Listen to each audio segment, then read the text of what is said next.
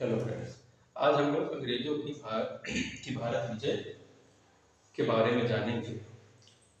भारत में कई सारी यूरोपीय कंपनियां अपनी कॉलोनी बनाने के मकसद से आई।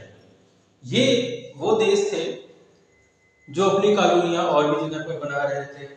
इसमें पुर्तगाली, डच, डेन, फ्रांसीसी, अंग्रेज ये सभी यूरोपीय कंपनियां हुआ करती थी। इसमें भारत में अंग्रेजों को कुल मिलाकर के असली विजय प्राप्त होती है। हालांकि कुछ इलाके थे जो कि भारत के पास अंत तक रहे, जैसे गोवा पुर्तगाल के पास रहा।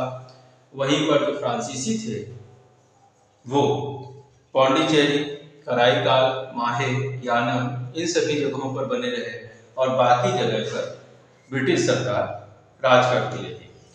तो ये जो कंपनियां थी शुरुआत में ये व्यापार के मकसद से आई थी और राजा रजवाड़ों से ये एक विशेष क्षेत्र जो है निश्चित कर अदा करके वहां पर व्यापार के लिए ले लिया करती थी। लेकिन धीरे धीरे इनको बात समझ में आ गई कि जो ये राजा है इनके अंदर ईर्ष्या बहुत है, लालच बहुत है और इसका फायदा उठाकर धीरे धीरे इन्होंने अपने क्षेत्र का विस्तार करना शुरू कर दिया। यहाँ पर कुछ ऐसे क्षेत्र थे जहां पर वास्तव में विरोध हुआ, जिसमें कि बंगाल, मैसूर, मराठा, सिख ये सभी क्षेत्र। लेकिन अंततः अंग्रेजों की विजय होती है और 1857 के बाद अंग्रेजों का पूरी तरह से अधिकार हो जाता है। हालांकि भारत में अंग्रेजों की जो विजय थी वो प्लासी के युद्ध से शुरू हुई थी, बक्सर के युद्ध तक काफी सुनिश्चित हो गई, लेकिन जो विद्रोह था 1857 का उसने उथल पुथल मचा दी थी और इसको समाप्त होने के बाद अंग्रेजों की सत्ता पूरी तरह से स्थापित हो जाती है। यूरोपीय कंपनियों में जो संघर्ष था मुख्यतः वो आंग्ल फ्रांसीसी संघर्ष के रूप में जाना जाता है, क्योंकि बाकी जो दो कंपनियां थी, पुर्तगाली कंपनियां और डच कंपनियां, ये इनको जो है पहले ही राजनीतिक प्रतिस्पर्धा में ये पहले ही परास्त हो गई थी। डेनिश कंपनियां जो थी 1745 तक अपनी सारी संपत्ति को ब्रिटिश ईस्ट इंडिया कंपनी को बेच करके वापस चली गई थी। ब्रिटिश और फ्रेंच कंपनियों में व्यापार को लेकर एकाधिकार के युद्ध शुरू हुए और इनमें 3 युद्ध होते हैं और तीनों युद्ध को कर्नाटक के युद्ध के बारे में के नाम से जाना जाता है। प्रथम कर्नाटक का युद्ध सेंट टॉमे का युद्ध भी कहा जाता है और ये जो युद्ध था इसकी जो नींव थी वो ऑस्ट्रिया के उत्तराधिकार के युद्ध में तैयार हुई थी यूरोप में, जहां पर फ्रांस और ब्रिटेन एक दूसरे के विरोधी थे। इसका असर भारत के ऊपर भी आया। प्रथम कर्नाटक युद्ध प्रारंभ होने का तात्कालिक कारण वो ये था कि अंग्रेज उत्तराधिकारी कैप्टन बार्नेट ने कुछ फ्रांसीसी जहाजों के ऊपर कब्जा कर लिया था, इसलिए ये युद्ध लड़ा गया। और यहाँ पर जो प्रथम कर्नाटक युद्ध में 1748 में ऑस्ट्रिया का उत्तराधिकार युद्ध की समाप्ति होती है। यहाँ पर एक्स लॉ सैपल की संधि होती है। इसमें मद्रास अंग्रेजों को व अमेरिका में लुई वर्ग फ्रांसीसियों को वापस कर दिया जाता है। यहाँ पर दोनों ही दल बराबरी पर रहते हैं। इस युद्ध से अंग्रेजों और फ्रांसीसियों के ऊपर तो बराबर का असर आया, मगर उन्होंने एक बात को पकड़ लिया कि जो भारत में जो राजा रजवाड़े हैं, एक छोटी सी यूरोपियन टुकड़ी भी भारत के जो राजा रजवाड़े उनकी बड़ी से बड़ी सेनाओं को परास्त कर सकती है, क्योंकि ये सुसंगठित है, व्यवस्थित है और आधुनिक है।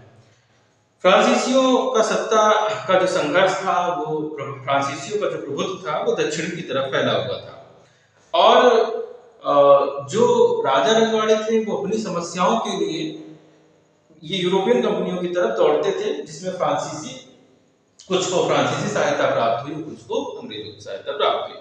द्वितीय कर्नाटक युद्ध की जो भूमिका बनती है वहां पर हैदराबाद का जो संस्थापक है निजामुल मुल्क, उनकी मृत्यु हो जाती है 1748 में। अब इनका पुत्र है नासिर जंग और पौत्र है मुजफ्फर जंग, दोनों के बीच में गद्दी के लिए संघर्ष शुरू हो जाता है। इसमें दोनों को मुजफ्फर जंग को नासिर जंग को अंग्रेजों ने और मुजफ्फर जंग को फ्रांसीसियों ने समर्थन दिया, जिसमें इस युद्ध में मुजफ्फर जंग जीतता है, नवाब बनता है और प्रसन्न होकर फ्रांसीसियों को मुसलीपट्टनम और पौंडीचेरी का क्षेत्र प्रदान करता है। साथ ही साथ डुप्ले को कृष्णा नदी से लेकर कन्याकुमारी तक के क्षेत्र का गवर्नर भी नियुक्त कर देता है। द्वितीय कर्नाटक युद्ध की जो भूमिका है वो भी यूरोप में ही बनी। ऑस्ट्रिया तथा इंग्लैंड के बीच वर्षा का युद्ध से 7 वर्षीय युद्ध शुरू हुआ, ये उसी का विस्तार माना जाता है। 1760 में अंग्रेजों का जो सेना नायक है जिसका नाम सर आयर बूट है, उसके नेतृत्व में वांडीवास का युद्ध 22 जनवरी 1760 को हुआ। इसमें फ्रांसीसियों की हार हुई और अंग्रेजों ने इस प्रकार से पांडिचेरी के ऊपर अपना नियंत्रण स्थापित किया। माहे व झिंझी पर भी उन्होंने कब्जा कर लिया। तृतीय कर्नाटक युद्ध के बाद 1763 में पेरिस की संधि होती है। इस संधि से अंग्रेजों ने फ्रांसीसियों की भारत में विजित सारी फैक्ट्रियां लौटा दी, पर अब ये फ्रांसीसी कंपनियां से ये गिलेबंदी नहीं कर सकती थी, ना ही वे सैनिक रख सकती थी। अब ये सिर्फ व्यापार करने तक ही सीमित रहने, जैसा कि बाद में भी चलता रहा। इसके बाद भारत में कुछ राज्य जो विरोध कर रहे थे, उसके पहले समझते हैं कि आखिर अंग्रेजों को इसमें सफलता क्यों मिली। तो जो फ्रांसीसी थे, फ्रांसीसियों को सरकार की सहायता प्राप्त थी, राजकीय संरक्षण प्राप्त था, जबकि ईस्ट इंडिया कंपनी एक गैर सरकारी कंपनी थी और उसे अपने निर्णय लेने के लिए वो स्वतंत्र थी, उसको सरकारों का मुंह नहीं था देखना होता था। फ्रेंच कंपनियों की आर्थिक स्थिति अंग्रेज कंपनियों से कमजोर थी और इस वजह से फ्रेंच कंपनियां केवल दक्षिण भारत तक ही सीमित रहीं, जबकि अंग्रेजों की जो कंपनियां थी संपूर्ण भारत पर राज्य कर रही थी।